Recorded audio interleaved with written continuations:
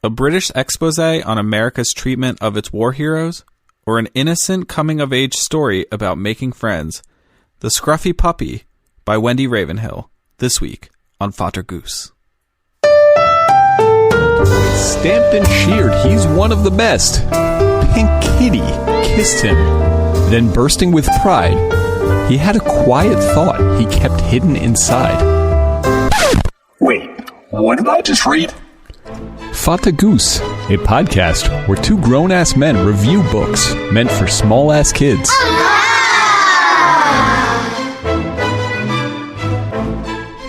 Hello, welcome back to Vater Goose, where we read stories about children. Oh, that's kind of creepy. It is creepy. I was trying to come up with a theme song on the fly, but I don't think that one's going to make the cut. Keep working on it. It was awful. Hello, everyone. Welcome back. We're getting situated here. We are. You're keeping an eye on the Yes. the bleeps, The recording devices. At Vater Goose, we like to bullshit about our experiences in this realm of being expecting fathers and new fathers. Yes. And bullshitting about stuff like that and these ridiculous children's books, because you in particular, my friend, have so much to say about the Scruffy Puppy. And I think we've mentioned this on every episode up until now. Yeah. And now we finally have this book. And I want to fucking tear into this so bad because this is a good one. How'd you feel about it? Really, you want to jump right into it? Or do you want to talk about my overall feelings about it? I think It made me feel a little... this is a tough one. Like, not 100% comfortable. Yeah. It wasn't... It's just something bizarre about it. And I have an idea of what to... It is the ending. Well... It's kind of the whole thing. Yeah, here. Why don't you take it? Give us the rundown about maybe let's start with the feel. The feel. This is a very unique book because it is like your traditional board book. You know, the thick, kind of heavy, cardstocky pages. You know, what 6x6? Yeah. It's a square. It's a square. Solid square. Yep. What's unique about this, and I don't understand why they chose to do this, is the cover is cushiony. Right. It's like almost a pillow. Puffy. Yeah. Like I could sleep on it. Right.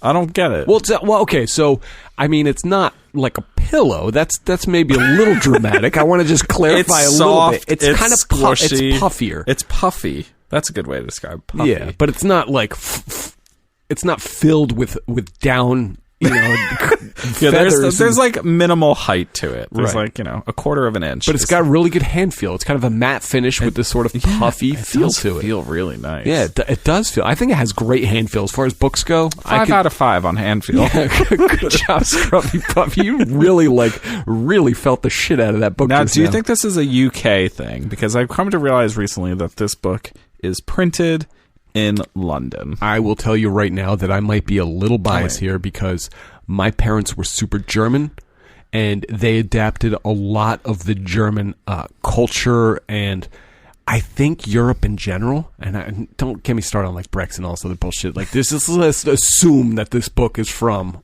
you know, not here. Okay. That some of the things are just a little better thought out in general. From the toys to some of the clothing to now even the books. I don't know if that's because it's foreign or I guess we have puffy books here too, right? Probably, but I don't know. I'd be interested in like what exactly the rationale behind this is because it's a really fucking expensive book. How much is it? I mean, the price is not on the book itself, which is pretty rare. Jeez, as usually it is, but I think it's like $12.99 or something like that. That for a children's book is pretty expensive. Like comparatively speaking, versus. Huggy Kissy, which was like what $5.49 or something, same size book, more basic obviously, but $12.99 for this is really fucking expensive. And well, I'll tell you that upon first inspection of the Scruffy Puppy here, is that it looks nice. Not only does it have a nice hand feel, I honestly think it looks like a little more substantial of a book than your sort of throwaway child's book. I think even the front and the back illustrations are kind of cute and well thought out, and just I like how it looks, how it feels, and I could say, okay, this might fetch a premium in your bookstore. It's drawn really fucking cute. It is drawn really cute. And I believe the Scruffy Puppy is indeed a plush toy as well. So if you would like to get the accompanying plush toy... There's certain words I just can't say, and that's apparently one of them. Plush toy alongside the book, you can. So you can have the actual Scruffy Puppy in your possession. And I'm curious whether that's a marketing gimmick or the two were kind of invented together, or if they said, oh, now we can actually throw the Scruffy Puppy toy and add another $4 to its cost, or $10 or whatever. It's very possible. Yeah, fuckers. I think the toy itself is like $12. Holy shit, now you're talking $25 for a book and a toy? Yep. Shit. But I will say that compared to Huggy Kissy, this has a hell of a lot more words in it. I mean, this is a little bit of a story. There's an actual story to It's this. as many words as Where the Wild Things Are. Probably even more. Yeah, we didn't have two actual paragraphs in Where the Wild Things Were. They were just sort of one-liners on each page. There is definitely a story to this. Yeah. And that's where I question, like, who is the actual audience for this book. Right. Now, most of these books usually have, like, an age range. This book, again, does not. Apparently, they just leave a whole lot of details on here. I think, like, at least what they claim Doesn't to meet U.S. paranoia parameters. Yeah, right. I don't know. It says Minneapolis, Minnesota down here too. So I don't know. Like, I'm confused by all the locations. That it's throwing English me off. guard as the main character, Sergeant. What's his name? Sergeant McNabb. Yeah, Sergeant McNabb. It's like you nab burglars. Nab. I bet you that's where they got it. Like McNabb. Like you get nabbed. That's also. Right. But they don't dress like they're like police don't dress like that. No, it's true. It's more like those guards. This is like the royal fluffy hat guards. Yeah, but they can. Y'all know what we're talking about. It has the big fucking tall black fluffy hat. Sergeant McNabb. But like I was saying about the age thing, yes, there's some pretty, I guess, advanced topics here, mature topics, if you will. Making friends, maybe a little bit of bullying, maybe first romantic / sexual thoughts and feelings, which is unique, and that's what threw me off. Weird. Well, before you get to that, because that happens on basically the last page, right?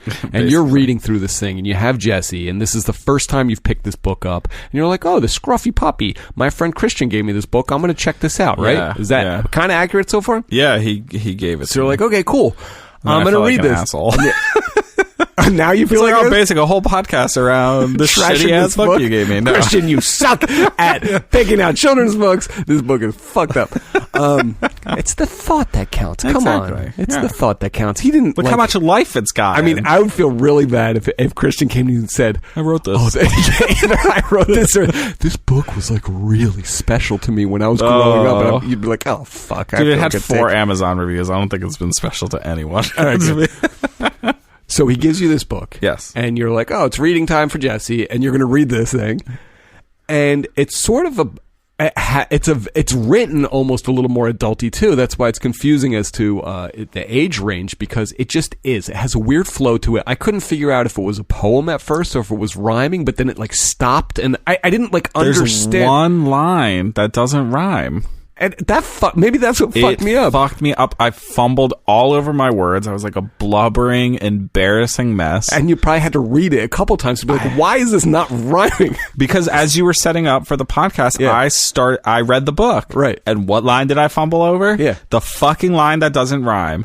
Why is there one line in a rhyming book that doesn't rhyme? Maybe that's the brilliance of it. No, that is not brilliant. Or do you think it's just a total flub that they just couldn't come up with a word that rhymes with door?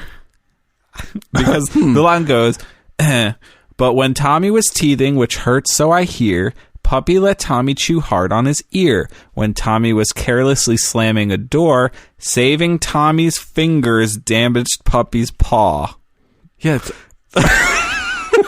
no, and then we continue unfulfilled. And then we continue rhyming again. Weak speak, pox box.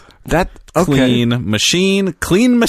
That like barely rhymes, but it semi does. Pale maybe tail. Door and paw. No, Dude, I've read every single word and tried to rhyme it against every other word in that sentence, and it doesn't rhyme. Doesn't work at all. There's nothing that rhymes.